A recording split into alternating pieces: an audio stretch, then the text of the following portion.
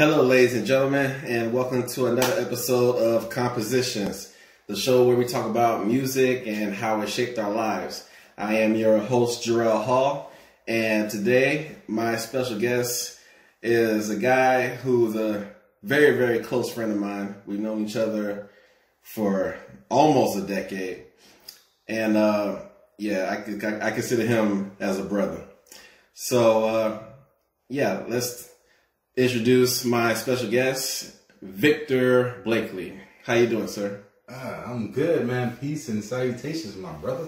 Yeah, I'm happy to see you, man. I'm really happy to see you. Yeah, I'm happy to see you too, man. Yeah, I'm glad I'm happy to be on your podcast, man. Oh, you already know you was gonna. Hey, you already know you was gonna be on the episode. But I'm excited all in the same, okay? Yeah. It's still an honor, okay? And yeah, man. It is awesome. It's awesome to have you here, man. I appreciate it. Always good to see you. Okay, so to get the show started, we're going to talk about the childhood years and our introduction to music. So, thinking back in your life, like what was your intro to music and what were you getting into? Believe it or not, music just in general for me just has so many different phases, like the waves. So like when I think back on like music that I was introduced to, because, when we're young, we don't pick up something and be like, I want to listen to this. Right. So basically I remember my earliest memory, I think that's why I like the type of music I like now, and it's a big variety of it. But back when my auntie Cayuga, Janice in Cayuga, she lives in Cayuga, when we used to have like our family get-togethers, straight old school.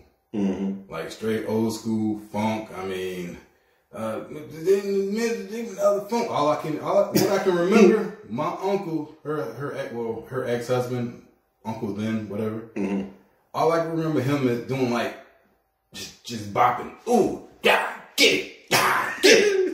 Oh, don't hurt him. That's what I see like as far as like music, and I'm like, as a kid, I'm like, yeah, I was young, so it was like really embarrassing to me. And then like from that with my mom, because my mom, she's pretty young, then she liked it. She liked the hardcore rap. Like, it's crazy. Like, it's wild. Like when I think about it, like, she had all the Tupac tapes. She had NWA, Ice Cube. She had Ice Cube. Hey.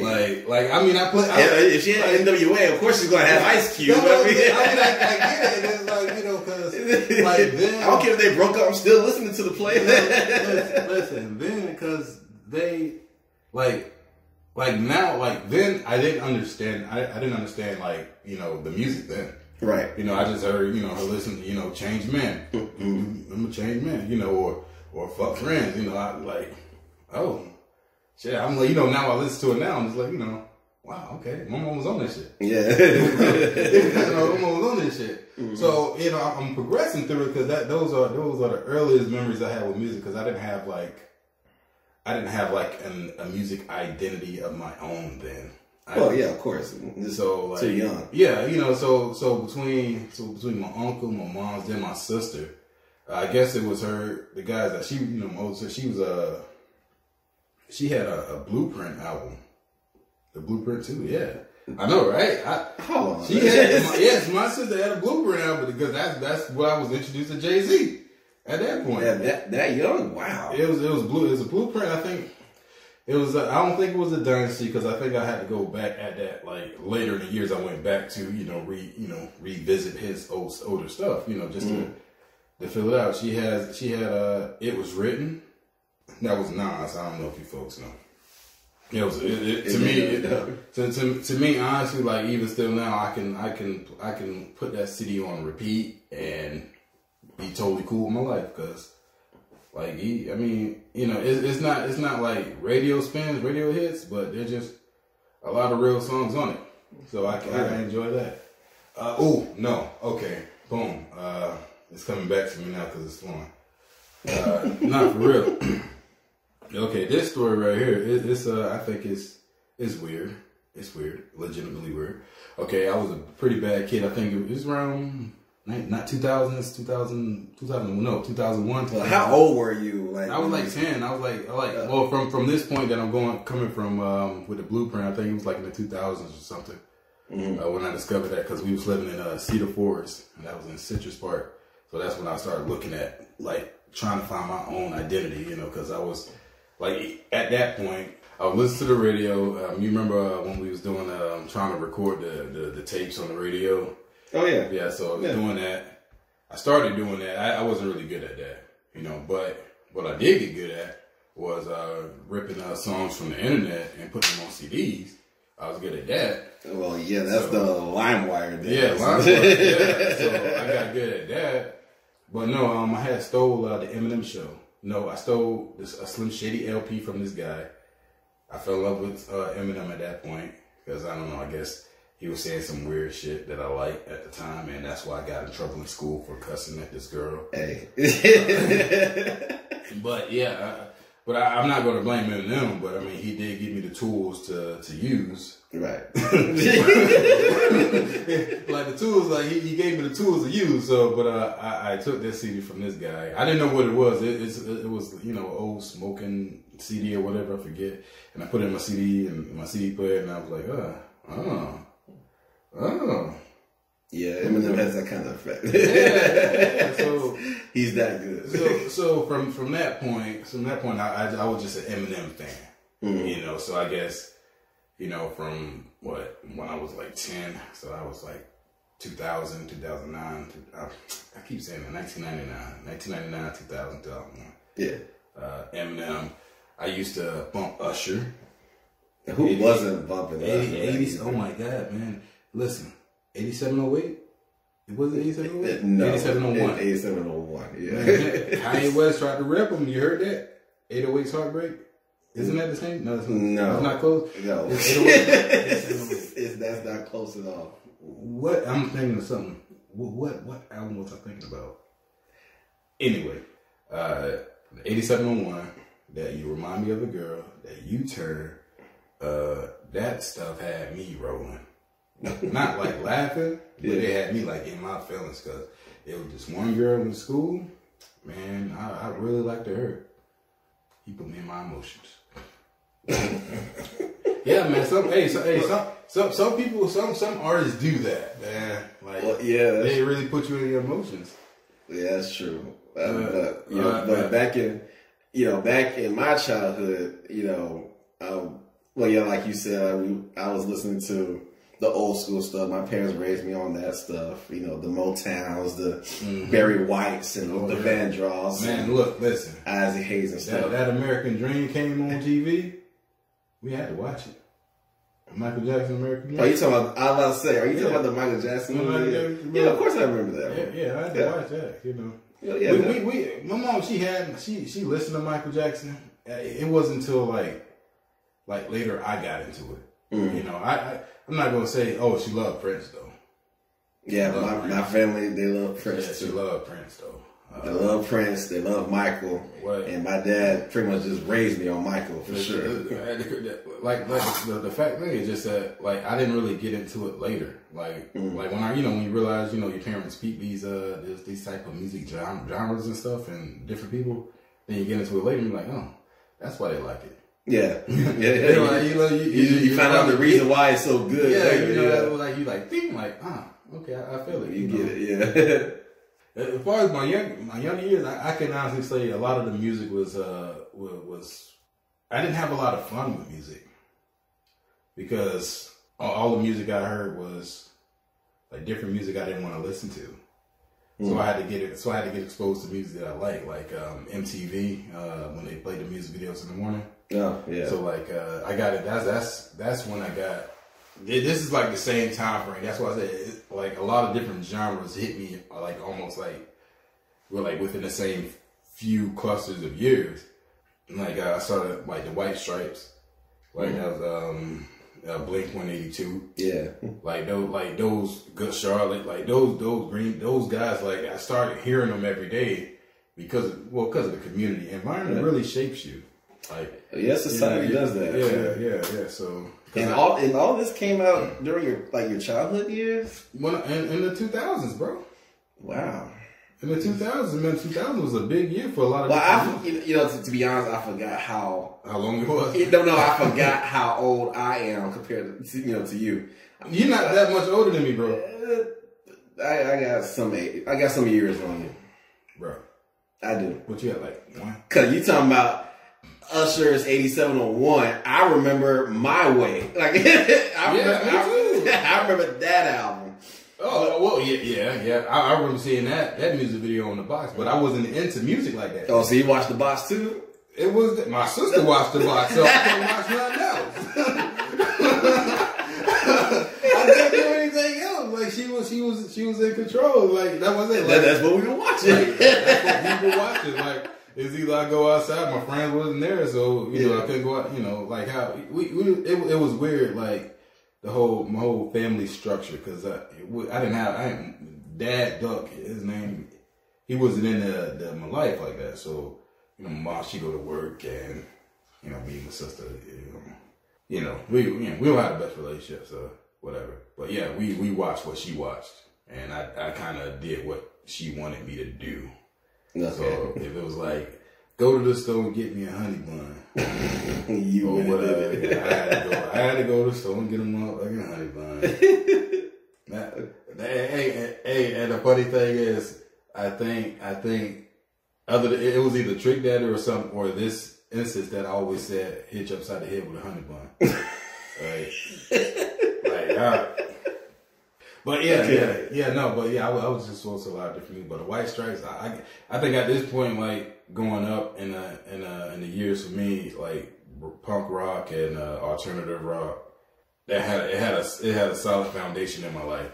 It was where I was at, because I wasn't in a community where like rap was profound. Right. Like the area, it was either you listen to some type of salsa or Hispanic music. I don't know what you would classify, like reggaeton or something. That was pretty much the big thing back in the day. Yeah, I didn't. It was either that or I was just listening to rock. Yeah. Okay, well, let's just go on to the next phase and go into like the preteen years. Mm-hmm. Talk about like what was going on during those years and what were you listening to and what got you through certain things or what reminds you of a certain moment. Man. Yeah, talk about that. All right, so I don't know where to start because there's a lot of different ways I could start. Okay, so obviously Neo, that guy, some people say I look like him. Or he looked like me. Someone told you a lie. Somebody told me I look like Neo. Somebody told you a lie, sir. Listen. Don't do me, okay? Don't do me. So I'm not gonna lie to you just because we're being recorded right now. Look, listen. There is no tales that need to be told other than this one, okay? I've been told multiple times I look like Neo, Jamie Foxx. Hey man, I'm pretty much a big deal, okay? But I'm joking. I digress. All right, but Neo, I think like the soulful R&B guy. Look, I'm trying to. Hey, listen.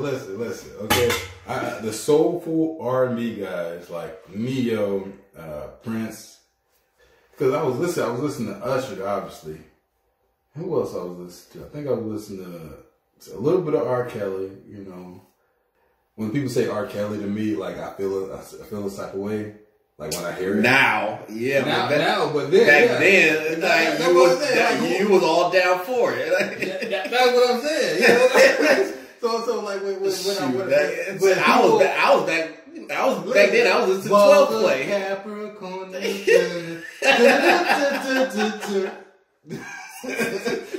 Your body. Listen. So when I hear R. Kelly, I'm like it just, like I don't have no immediate reaction. Like I'm trying to separate the art from the person. I can definitely do that. That's what I do. I can definitely do that. A lot of people can't, but I mean it is. I understand. So I listen. But yeah, moving on. Listen, I sweat out the kitchen. I do it roll. That do it roll.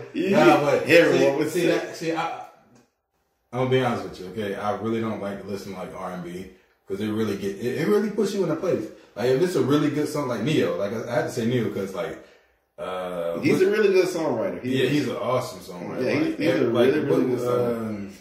I think it was Best of Me or something. I don't know. I'm not going to try to quote the album, but that guy, every single song on that album had a gem. It had a straight emotion of how I was feeling, like straight up. Like I can't even, like, cause I can literally, like, play the song now, and probably tear up because I relate to it, like that feeling, like towards somebody, and it sucks. It really sucks, like, cause in my own words, that album, that was his first album, I think, right? I think he had something before that. Oh, well, that was one that made him blow up. Yeah, no, that was the Steve Cornerstone album. Yeah, okay. So besides R&B, because I just wanted to get that out of the way, because me talking about R&B, we're talking about just old lost loves and just reminiscing over the past that's past.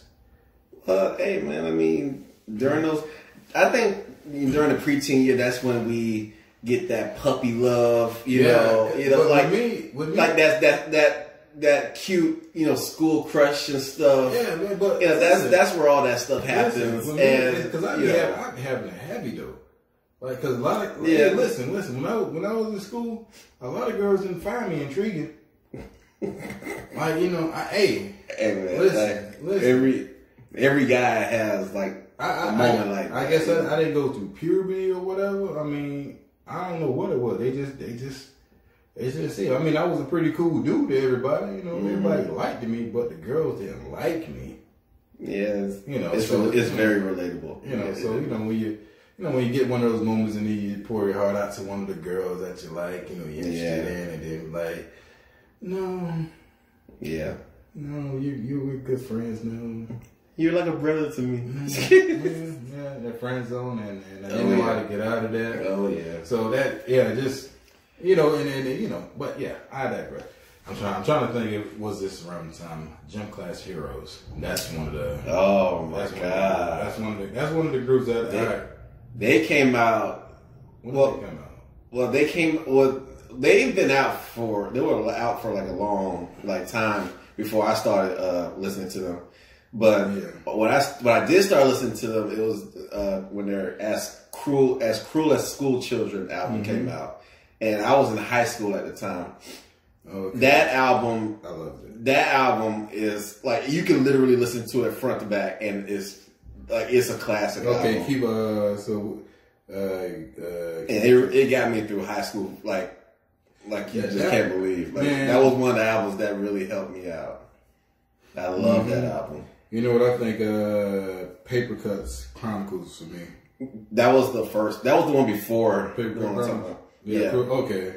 Yeah. Okay. Yeah. That was before as because I don't know. I was because actually it's crazy. It was crazy. I was listening to the album like a few days ago, and one of the songs, like, I thought he was talking about his girlfriend, but like now that I listen to it now, like, it seemed like he could be talking about his mom, because he's talking. It seems like he's talking from a perspective of a child watching his mom be abusive to him, and how he lash him, whoops him with a whip or something like that. Not a whip, but like a like a belt or something switch, like that. Yeah. So that's what it seemed like. Also, when was this? Okay, that's about 2005. Nas Hip Hop Is Dead. That album came out, and I was like, I'm totally on board for that. People didn't receive that album well. Outkast, with ATLian, Stank on Ya. I listened to them. Went back. I say you went back in time a little bit. Well, yeah, I mean, cause once I think I was in the 6th grade when I was. No, I'm not gonna say I was introduced to Outkast in the 6th grade, because I wasn't listening to their heavy hardcore stuff, but I was listening to it like in passing, because a lot of people was talking about them. Right. Them and Ludacris. Because Roses was a really popular song with Speaker Box and The Love Below, and then everybody was just going crazy over that. And then just being, a young kid, you couldn't help it, but, be interested in what this guy, Andre 3000, is doing. And then what was the album with the whole world? How was that one?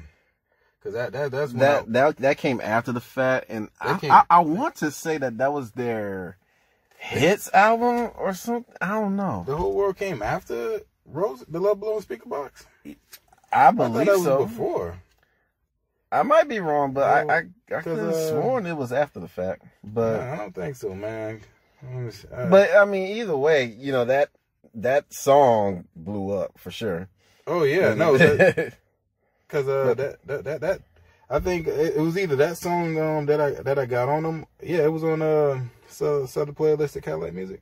No, that's not it. No, that was their first album. That the whole world was not on that. That was an album. Big Boy and Dre Presents. Outkast. Oh, okay. So, yeah, I think that was before Love Below and Speaker Box. But Love Below and Speaker Box was amazing. Of course, I think the duo decided to do a double disc album, which ironically, it always every time I think or hear about them doing a double disc album, I always go back to the Eminem Slim Shady LP. Mm-hmm. The guy Eminem said, "You won't sell 2 copies if you press a double album." So, but they made history with this album, Yeah. So, but also, I was because Dre seemed so theatrical with his. He's very theatrical. He performs his music just like he would rap it. His lyrics are like the artwork of it in itself, but then he adds more to it, more sauce to it, if you will, by performing it. And that's how I look. That's how I look at me presenting what I'm performing. I don't consider myself the best singer, but like I perform the hell out of a song because I've done during these years as I'm coming of age, finding my stride to music. I started realizing that, or more, not even realizing, but being immersed into show tunes and being in theater, that I really enjoy theater and show tunes. So like me performing the Roses on stage because we did a talent show at AJ Farrell. Well, I don't remember the year. It was when the song was getting heavy. The hiatus song was getting heavy spins. Roses was getting heavy spins on the radio, and just everybody knew the song enough so that if I could say 1, 2, 3, go, and then everyone starts singing. Everybody gets with it. So if I'm up stage and singing the song, because nobody really like being on stage and being the center of attention, right? Everybody was like, yeah, I don't want to sing the song, but I'm nerve-wracking. But I'm like with a fake microphone or whatever the hell I got in my hand, and I'm like, because then I think I just cut my hair, so I was brushing my hair a lot, so I had my brush in my hand, or even maybe my pick, I don't know, it depends. But I was like 1, 2, 3, and then I was singing the song, and then because I was pretty, I'm not gonna say I was the most popular dude, but like in middle school I was a guy, in high school not so much in high school, because you got too many different personalities. And well, now that you brought it up, let's go ahead and get into the the teenage years, pretty much when you're in high school. Like what were you listening to around that time? Like, did anything new come into your life? Did anything help you out, during bad times, or did anything remind you of any good times? Like, what was going on during those years? I think everything like thuggish. like okay, I'll say the first 2 years of high school, anything thuggish, because I was like, bump the system. I was like, bump everything. Like I didn't see a point in school. I didn't see me going any further in school. Like, anything that was like hard. What was really popping? That was 2007. What was hot then in 2007? Because around that time it was probably, well, definitely the South was definitely heating up. But around that time, I think honestly, I was listening. I know I was listening to to Nas a little bit heavier than normal. I was listening to the Jay-Z a little bit more. You know, I was going back, you know, to Tupac and Biggie, because I think we was always having a discussion about music. Mm-hmm. So, but for the most, I know for a fact Nas, because Nas he was my go-to. Right. I enjoyed Cassidy a whole lot, you know, because he was doing he wasn't like a big rapper, but he was just really cool to me, because he like spitting without the beat, you know. And then there was me, you know, in school, like doing a little bit of rap with the kids in school, because everybody was trying to rap, you know. Like it's crazy. Like I don't know, man. Everybody be trying to rap in school, or I guess that's what we just like are conditioned. Like it seems like a way out, I guess. Or they just simply enjoyed it and they just wanted to show off, you know, that they got skills. Nah, some kids ain't had no skills. They were just some kids. Like one thing that I really didn't like was when, because I forget the guy name, but he always talked about how he'll come with a freestyle, and then, you know, it was a point that I believed him that he was just doing straight freestyles, but come to find out, they wasn't freestyles, they was written. I'm like, bro, like.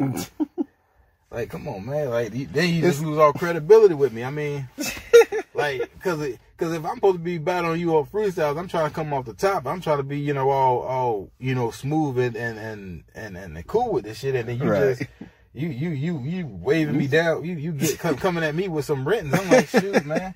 If I would have put some effort into it, man, I probably would have squashed you. And now people don't think I can rap, cause you sound so smooth with your stuff. So I'm looking foolish, but nah, man. Honestly, it was like I can honestly say that what ninth and 10th grade was like maybe a blank year, because other than like what a freaking Puddle of Mud and a whole bunch of different like rock bands.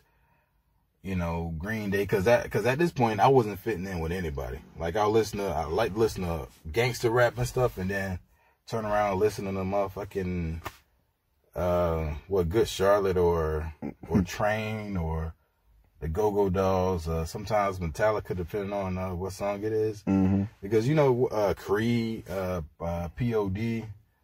Like a lot of those bands, man, they were just, I don't know, man, they were just cool to me. And I watched wrestling, so like, you know, when they cut those wrestling, you know, those highlight tapes with the songs, yeah, and then they'd be like, okay, so that's who's singing that. I'm gonna have to get on that. And Rage Against the Machine, like I had to get on that. So I was on those guys for a good portion of the time. Like I could say, like during that time, I didn't have any identity, but. After 11th grade now, that's when I figured out that, okay, well, just let me finish up school and I'll figure something out with my life. So, show tunes, like performing theater, like that really got me into like, I like music. Mm-hmm. Like, to me, I don't know, this is my personal opinion. You haven't heard a song unless somebody is standing next to you, singing it, performing it, and you feel the goosebumps like in your chest. Like not on your arm, but the goosebumps in your chest. Like the girl sang so good. Mm. So her name was Danielle. Like yes, it was Danielle. It was I know two Danielles and after high school and in college. So me being cast in The Wiz in high school, I think that started me with my love for show tunes. So like I love Hamilton, I love Wicked, I did Grease, I love that too. I did Pirates of Penzance, and I did one dramatic play. There was no singing or dancing. It was a student directed play, but just the show tune, just being able to sing, perform, like the feeling that you get. Like knowing that you have to convey and relay this emotion through song. Mm-hmm. So it's like doing a concert, but I thought like essentially it's like doing a concert, obviously in character, That's just I don't know. It's just, as far as anything, it's a strange phenomenon to me. Like when I think about it, like just trying to think about the feeling, like it was a complete feeling, like feeling complete, like being able to be on stage. You know, it was a fulfilling it's feeling. Moment. Yeah, it's like you're nervous, but you know what you're gonna sing. You know what you're gonna do, but you know anything can happen, and you really don't get another take unless you're doing it to play again. Right. That in itself pretty much changed my life. Like just my introduction to plays, musicals. That pretty much changed my life. Like it changed the path that I was on. And then people believed in me. And I think that's what I got away from. I got away from the belief in myself, you know, because people believe in me. It's just that when somebody believes in you, you got to believe in you too. Yeah. So I wouldn't say it wasn't after that point, but it's like a little bit after, because I was scared to jump off the porch. You get what I'm saying? Right. Yeah, you know what I'm saying? Like so many people told me I should pursue performing, theater. I was just afraid to jump off the porch. Well, me knowing you for a long time, like I could truly say that you have a theatrical side of you, and it's great. I like it, but you definitely like the theater, and you always. Even like sometimes when we have like normal conversations, like you just kind of break out into something like that. Well, that's you. You help me bring you, because I'll be honest with you, man. You make me feel comfortable to do that, because I can't do that with everybody. Like, because I don't like the strange looks. like, listen, look at me, man. I'm a big black dude, breaking out in songs. Yeah. Come on, man. You can't do that with everybody else. They look at me strange and say I'm a weirdo. I'm weird.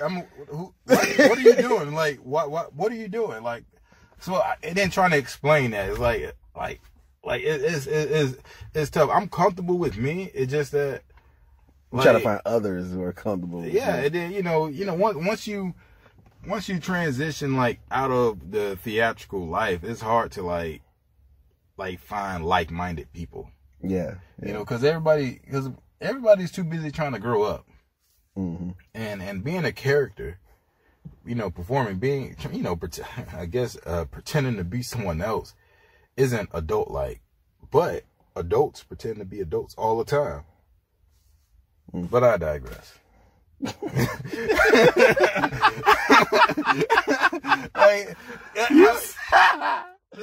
That's like your favorite word. Yeah, this whole thing. Man, listen. You always veer off and I digress. Yeah, because listen, man. I'm. But no, it gets deep. That gets deep, man. No. Trust me, I understand, because I was pretty much going through the same thing. When I was in my teenager years and I was in high school and stuff, I went through the same thing. I was trying to find people who were like-minded, who enjoyed the same things that I did. And around that time, I was confused about myself. That happens before. Man, you know what's crazy? Like when we going back and I'm trying to think about the different people that I'm listening to, I used to listen to, I'm trying to remember the years, because now I'm in 3 decades now, right? It's 3 decades now. The 90s. Well, you're older than me, so you've been in the 80s. Well, technically. I'm 88, so yeah. Kind of, sort of. I mean, you really ain't do nothing in the 80s. I mean, take a shit and learn how to be. Oh, my God. That's what you did in the 80s, Yeah. So, the 90s to 2000s? Yeah, 90s to 2000. That's when I was really, that's why I was old enough to understand everything. And, right. And, yeah. And then now we're in, what? Well, we're in the 2020s. So what, after show tunes? Well, it really wasn't really nothing after, but it was really a progression. Mm-hmm. So like even once, because I did a few different plays, The Wiz, Grease, Pirates of Penzance and stuff. Like working with those guys, working with those folks, like they're very fluid. So like you got to be willing to change at any point. Right. But after graduation, after I graduated, I should have went off to like some type of performing arts school, you know, that would have been preferable, you know, to what I wanted to do. And which I did, essentially. I went to HCC, the Ybor campus, so I did dance. I did take acting. I did music, you know, and I learned a bit of the keyboard. I actually got pretty good. Just like everything, it's practice. It's practice. If you don't stay on top of it, if you don't immerse yourself in it every day, like you lose it. Yeah, so that's true. That's the truest statement that I remind myself every single time. Like if you don't use the knowledge, if you don't use your ability, if you don't use it, it's gonna go away. Yeah. It's gonna go. And I look at myself like when I try to play like songs I was very good at playing, and I'm like, and it's frustrating for me. Even when I try to play September, Green Day, September when September ends. Because I learned that when I was in at HCC, because one of the guys that I was in class with, he played the guitar, so that's when I bought my acoustic guitar. And then, you know, that's one of the songs I really wanted to learn, and I learned it, and I was really good at it. And I'm like, yeah, you know, I'm thinking I'm the shit, you know, you know, because I think that's like the music, a song, a play, a dance step, like something that you practice on, and then you do it to like perfection. Yeah, like that whole accomplishment is the greatest feeling ever. Oh yeah, You know, I don't like. Honestly, like, it's hard for me to really think of something that I've done that can really compare, because I mean, doing it till it's good, and then performing it to a crowd of people, and then, you know, assuming that their reactions are genuine. You know, it doesn't get any better, because, you know, at this point, you know, once you get to the point where, you know, they're either paying to come see you, you know, I mean, even though I didn't make any money from it, you know, but they paid to get through the door, so, you know, they paid to see the production, right? You know, so I mean, hey. So as far as that, what it takes me to, you know, a little bit after college, or a little bit during college. That's when we met. Well, yeah, that's pretty much going into like the adult years. Adult years, yeah. Yeah. So yeah, let's go into that next phase. Ooh. Yeah, so adult years. So from what? From then to now, or just explain, like, you know, what you got into like around the beginning of your adulthood years, and just as you got older, say a few things that you, like, you know, got into, how your musical tastes like evolve and stuff like that, and again, what helped you through this moment and that moment. Well, okay. You know, things that just stood out for you during your adult years. It's more so of people, because I guess I surround myself by good people, and we catch vibes. Like when we met, I think we used to have a discussion about, you know, music all the time, like just talk about different artists and stuff like that. And yeah, we definitely talk about music all the time. Sometimes, I mean, you know, well, I mean, we got to the debate about which I will admit now, you were right, because I used to talk mad shit about Cassidy, and then you used to talk shit about Kendrick Lamar, and then I wasn't like, nah man, Kendrick Lamar ain't nothing, yada, you know, he can't do this, and then I got on Kendrick Lamar, and unfortunately, I'm a D-rider now. Oh my God. D-rider now. So I'll admit that. You don't need to say that. You got it, man. You got it. Well, I mean, come on, like, seriously, like, he's good. Yeah, I'm about to say, if you've heard Section 80 and then Good Kid, Mad City, I mean, come on. See, like, that alone, like. See, I'll say this. See, the storytelling of Good Kid, Mad City, like, the storytelling, he was very, very vivid. Like, I listened to Section 80, you know, and it was cool. It was straight. It didn't give me Good Kid, Mad City. I guess, I don't know, that was his main, was it considered his mainstream project, or? No. Well, Good Kid, Mad City was the mainstream project. Because even then, it was his sophomore album, but it was the album that got him Put him- into put the him- main, yeah, that put put him him- on mainstream. Yeah, But 'cause Section 80 was still like a classic album that everyone knew about. It was just, it wasn't like, it wasn't getting, it didn't get radio play. At least not to my knowledge. It wasn't getting like radio play like Good Kid, Mad City was. Like, in Good Kid, Mad City, there was like a few singles that they were playing on the radio for sure. Well, yeah. But on Section 80, I don't remember anything from that album being played. Even though there's a there's a lot of good songs on that song. I just don't remember any of them being on the radio. I don't. But Just for me, for Good Kid, Mad City, like Section 80, I enjoyed it. I'm not gonna say I loved it. I enjoyed it. I love it. Forget that. I enjoyed it. I love both of so them. Good Kid, Mad City. Just scratch off what? Don't Kill My Vibe and what was the other? Poetic Justice, Swimming Pool. Don't Kill My Vibe. Take those songs off, like out of the equation.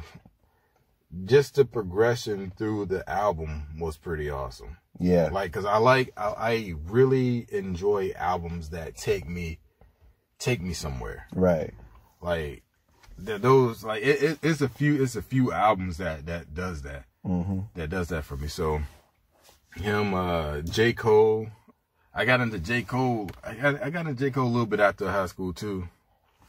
J. Cole was still trying to, he wasn't a J. Cole that we know now. He was the, like fresh cut J. Cole. The fresh clothes and all that. Trying to get, get money J. Cole. So, yeah. And I liked him, like, he was cool then, but I really enjoyed the growth into like, okay, well, adult J. Cole. Yeah. So, I think it was a little bit after Friday Night Lights. I think, the Power Trip, I think it was the song with the album with Power Trip on it. Mm-hmm. That was pretty awesome. And Joey Badass, I think I got into him. But I think that's a little bit earlier. Oh man, this is one song. It's more than one song, but I just can't remember the group's name. It was Stuck on You. I like the little songs like that, like Thing. That's not my name. That's not my name. Exactly, the girls are called Thing. And I say, if I ever heard that song, I don't remember it. Yeah, it's funny if you like, just people that hear it. It's like your big ass listening to that shit. Like, yeah, because it's like when you look at Terry Crews. Making my way downtown, walking fast. Yeah. Like, you're a big ass dude singing that song. Like, what are you doing? Like, that's how I feel when I'm like listening to music. Like, sometimes, like, I can't, like, I'll be at work listening to, like, I'll listen to Hamilton. I love Hamilton. I love listening to Hamilton at work, and I'll be, like, doing like trying to do the steps, but then I remember where I'm at. Then, I got these old people looking at me, and I gotta be self-conscious about where I'm at. And they, I don't. You can't break out into your little. I can't break out into the song. Your music mode. I can't break out in the song because because they already, people are quick to judge. Oh yeah, that's true. And it's hard. It's easy for us to say we don't care about being judged. Mm-hmm. But deep down inside, like you're self-conscious about it. Yeah, we are very self-conscious. And it's like, it's hard for me not to be self-conscious. Just like, I just tell myself, like, it's okay, man. It's okay. And I just got to remind myself that it is okay. Yeah. But J. Cole, J. Cole, Kendrick Lamar, I feel like I'm missing people. Well, I mean, there's, if I say, oh my God, Ab-Soul, like, cause obviously, like, he's with TDE. Yeah, he's pretty cool. And I would want there's his he's very deep. I like deep, like Black Thought, Most Def, Black Star, Talib Kweli, Wise Intelligence. Like, I like the thought provoking raps. Like when you have to not really think, but just more so have messages instead of just raps. Yeah. Because I'm when you stand up for something, you want to promote that. That's why I like different things. Even freaking Shaggy, the Hot Shot. I think the album's called Hot Shot. Like, I think it's only good album. I I would submit, in my opinion, his only good album. I don't know. Like for me, is that the one with It Wasn't Me on it? Yeah. Okay, that's an old ass album. Yeah, but he had some bangers on that, man. I don't even remember like. Cause I think my mom had the album back when it first came out. Listen. But I don't remember any other song that was on the album. All I remember is that It Wasn't Me. Nah, you're my angel, oh yeah, I forgot about that song. He had some bangers on it. Yeah. I forgot about that song. Yeah, but I just cause it's like I listen to a lot of older stuff now. Like I always go back. So like I used to I used to listen to the Temptations a whole lot. Yeah. I'm one of those people that finds the new and the old. So I'll try to like go in the past and try to find things that I never heard of, but it's like around the same field of things that I know, and just give this song a try, give that song a try, see if I like it. So yeah, I feel you on that one. I like, cause like if any, like I guess that's when I'm feeling blanks, like that's where I feel my blanks in. Like I go back to the past because there's nothing new to refer to that I can actually relate to in the current and present. Because I mean, shit. Nas said it best. There's nothing new under the sun. One of the some. I'm pretty sure somebody else said it too. But I mean, that's an old saying. Yeah, it's an old saying. But I remember it because Nas said it. You know what I'm saying? So that's how shit goes. Nothing new under the sun. I forget how it goes. But that was on I think that was on the Lost Tapes. But it's just looking at like new stuff. So like I guess what now. Like, honestly, Bruno Mars, well, he's not new, but, like, during this duration, Bruno Mars was out. Yeah. Because I really enjoyed it because he had that show tuney type of feel in his music. Like, run away, baby, before I get my hands on you. Like, he was very up-tempo, upbeat. So, okay, so I'm going to fast forward a little bit. Not too much, but okay. So, I don't know if you're familiar with these guys, Ray Shermer. Oh God! Listen, man. Listen. Okay. I just want to say this. I want to say this. God. Okay. I want to say this. All right. When I listen. Go ahead. Listen. Go ahead. It's pretty dope. Okay. Oh my God. I'm not gonna trip. All right. Don't. Hey. See, you judging me. You judge me right now. Okay? I ain't judging you. Listen. Look. It's pretty dope, man. I don't know if I was high or drinking, or maybe I was just really exhausted at work, but. One of the songs came on, and I was like, okay.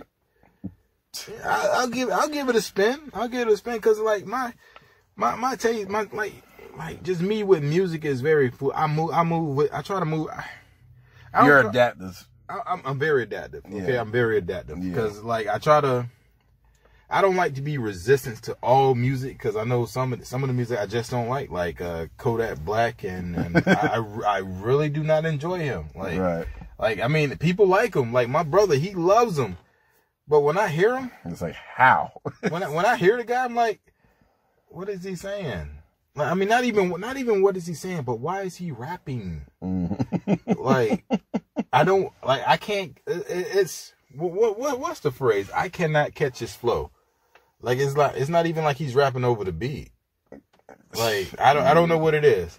So I was listening to these guys and I just really felt them. I don't know if it was an interview or something. Like it just I think it was an interview that I heard them on, and then like they're younger guys, so they kind of put it in perspective for me. It's like the music now, it's a vibe. We're not going after the best lyrics in the world. We're not trying to be lyrical. And I was like, okay. Me knowing that, going into, me perking my ears up to listen to them, I can say, okay, I can be okay with that. I'm not expecting, the best music from you guys. Hey, know who I didn't talk about today? Who? Kanye West. Well, I didn't talk about Kanye West. I didn't talk about Lil Wayne. Like, Lil Wayne was a big part. I'll say up to the Carter 2, and that was years ago. So yeah, for me, up to the Carter 2, and then for Kanye West, I'll say up to maybe My Twisted Dark Fantasy. Yeah, like I'll say that. Yeah, So yeah, no, the College Dropout, Late Registration, like those albums were very impactful, for me growing up. Another one is Nipsey Hussle. Like he was later though. He was later. Mm. My homie, it's crazy because like my homies get me, people that I trust, like let me know about other music. Because if I'm not on the same vibration, the frequency of everybody else. So like if somebody's listening for music, I'm not listening for music, Right. So like somebody got to bring me into it, like, yo, you need to check him out or whatever. I'm like, okay, I'll check him out. So, because Nipsey Hussle, he was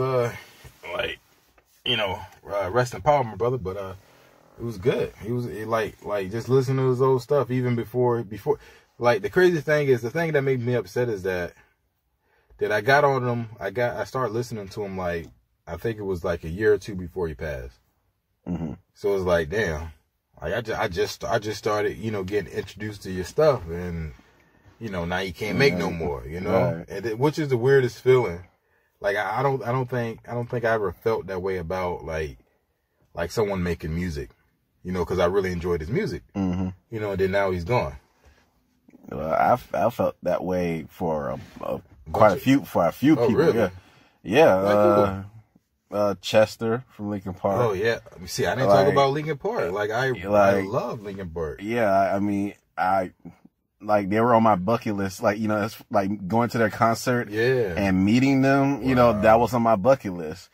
And now that Chester's gone, it's like it's not even the same. Like it's like, what's the future of Linkin Park looking like right now? Like, are they gonna make another album? And if they do, like, are they gonna tour? What's crazy? It's like, and if you do go, to the concert and actually meet them, like Mm-hmm. it's just gonna it would feel so weird because you're expecting to see him along with the rest of the band, but he's not there no more. So it's like, it would be a very strange feeling.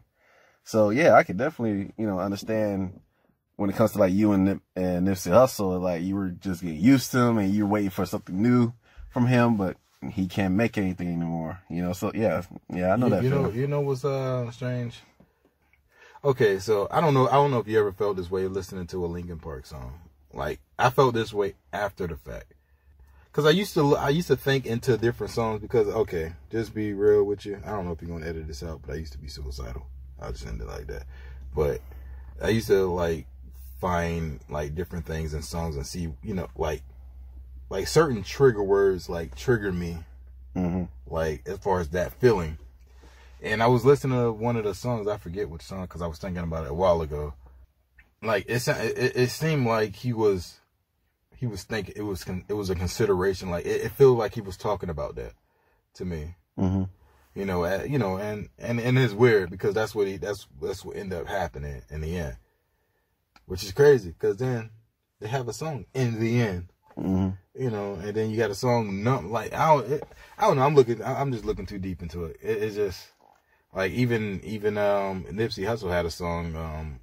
I can't think of the song, but it's kind of like not a premonition or wishing or trying to foresee it or anything like that. It just like when you think in hindsight, hindsight is always 20/20. Right. You listen to a song, you be like, wow, that's kind of crazy that you can correlate that to what actually happened. Right.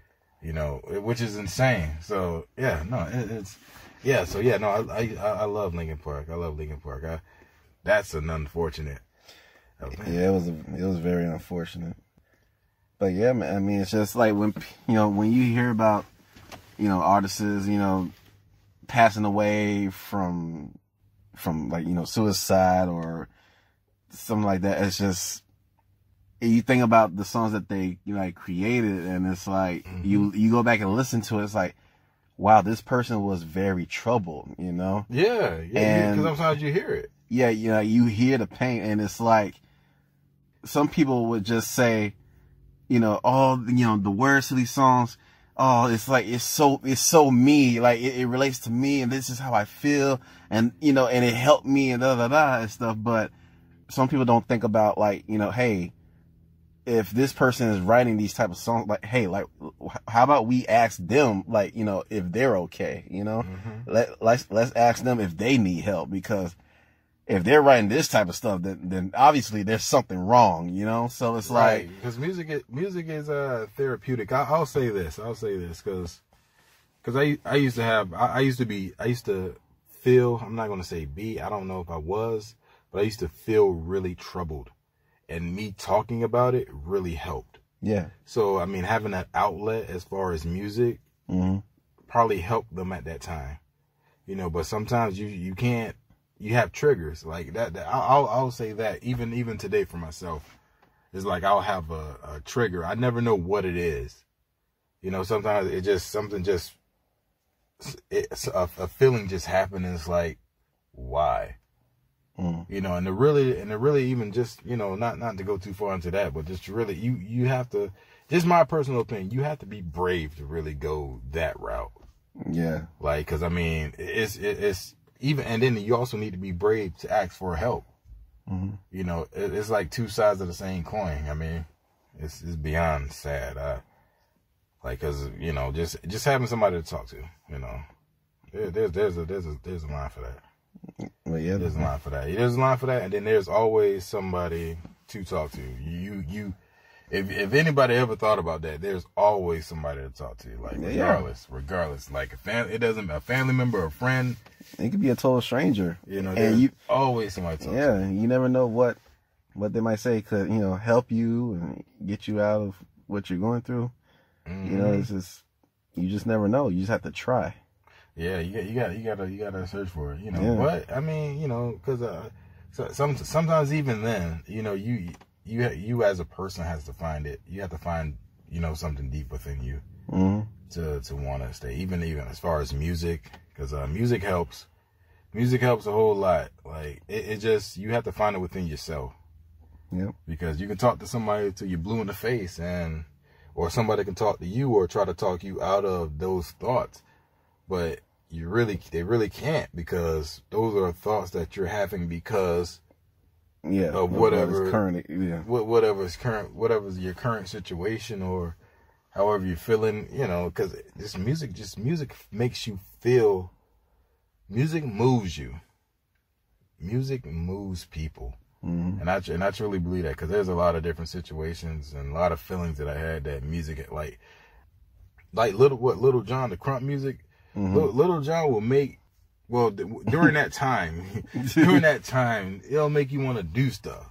Yeah. You know, just trash the whole room. Yeah. And then even, Public Enemy, you know, those type of music make you want to march down the street, make you fight the power. Yeah. Hey, the lyrics was pretty much, you know, you know, fight the power. You know, and they was pretty much talking like they on the radio. It make you want to do something, man.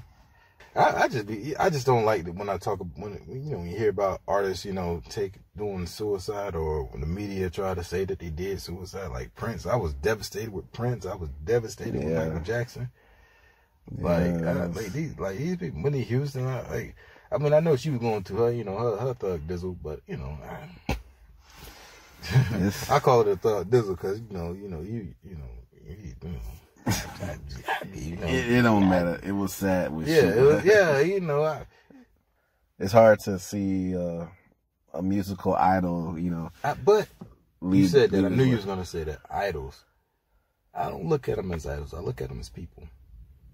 Okay, people, idols. You know. But it's a difference. It's a difference, brother. It's a difference, brother. Okay. Because I think just putting them on I enjoy on a high pedestal. Yeah, you put them on a pedestal. I think that what drives them. To, you know, to contemplate that, because like there's a Andre 3000. I don't know if you heard the interview with Rick Rude. No, but I know he did do an interview with him. Yeah. Yeah. So just in short, like he doesn't plan to make music. Like he really doesn't plan to like really make any more songs and shit, because like he's on the pedestal. You know, and it's like he's worried about coming back, and then he's not, you know, given the same type of level that he was given in the past, you know, and I get that because it's like we hold them at some of these rappers at a high standard, and when they fall short, yeah, then we bitch about it. Yeah, I mean, unless or oh, you live long enough to see yourself become the villain. No. Are you? No. This what I was gonna go with. That this what I was gonna. You live long enough to see yourself turning a Little Wayne. That's what I was gonna go with. These threw me off. I'm sorry. I didn't. Oh wow. That's what I was going with. I did not expect that. That's why I was going with it. I'm sorry. I was trying to figure out the best way to. I'm sorry to I say threw that. you off. Yeah. I'm sorry I threw you off, but the everything that you said up until Lil Wayne, it sounded exactly like that little speech on Batman. Yeah, that was the point. That is funny though. Yeah, because I mean, look. That's respect to Lil Wayne. He doing this thing for a long ass time, but like one thing that I learned: if you still got to do concerts to make your money, then you really ain't made it. Because I mean, remember he going through a financial battle. Well, he was. I don't know. I don't know the current standards of that. But if you have to go through a court battle to get your masters and the rights to your song, you really accomplished nothing within the music career. So that's just my point. Okay. Well, to wrap it all up and everything, is there anything that you want to say to any of your musical heroes, or to anything you want to say to music in general? Just say whatever you want to say. Well, my thing, even the guys that I enjoy listening to, even the guys that I enjoy listening to that will be in the future that I will enjoy. I just hope you guys continue to aspire. And then because a lot of the music inspired me, and that's all. That's for the most part. That's what I care about. I care about being inspired. So if the music inspires people, do it. If it don't, I guess they're still going to do it regardless because it makes money. Yeah, no, I just hope music continues to inspire people to do the best that they can. Because music makes a difference. That's one thing I'm very keen on. Music makes a difference. It puts people it gives people perspective. It brings more people together, I believe. You spoke your truth. You spoke your mind. Hey, that's what this show is all about. Yeah, I guess we'll just wrap it up. You gotta play that Dave Chappelle Wrap It Up music. The what? Dave Chappelle Wrap It Up music. Wrap that shit up, dog. You stupid. I just recently watched that episode. Wrap it up, dog. Oh my god. But anyway, you have any shout outs, any promotions that you want to say, or? Well, I hope my people out there, they're trying to invest their money, have their money work for them. I continue to hope you do your thing, man, and best of luck with you, man. And I hope to be like you when I grow up. Oh, shut up. Oh, man. Yeah, man. Yeah, my guy Jarrell, he's doing big things out here. And I appreciate him. Also, just I don't want to talk about it. But I will talk about it in a future day, and people will know. Because, like I said, I want to be just like you. So I got 2 more years to be just like you. Okay. But I'm not giving myself that long. But a shout out to my peoples that mess with me, and then the people that don't mess with me. It's cool. I don't have hard feelings or anything like that. I just want you guys to check me out. Check my guy out, because I think this conversation was very entertaining. Hopefully you won't edit too much stuff out. Like when the water was wet, when you're drinking water. What you said? You said your throat was dry, so I was okay, we're gonna just no, we're not even gonna go over there. Okay, but anyway, well, yeah. First of all, I just want to say thank you for being on this episode. Thank you for doing this for me. I appreciate it. And yeah, I just want to say I have a book out called What Say You. It's on Amazon.com. Go ahead and pick that up. Get yourself a copy. And also get 2. Yeah, that would be better. Get 2. Hey, you can give it, buy one for a gift, send it to somebody, It's a good read. It's a good read. Check them out.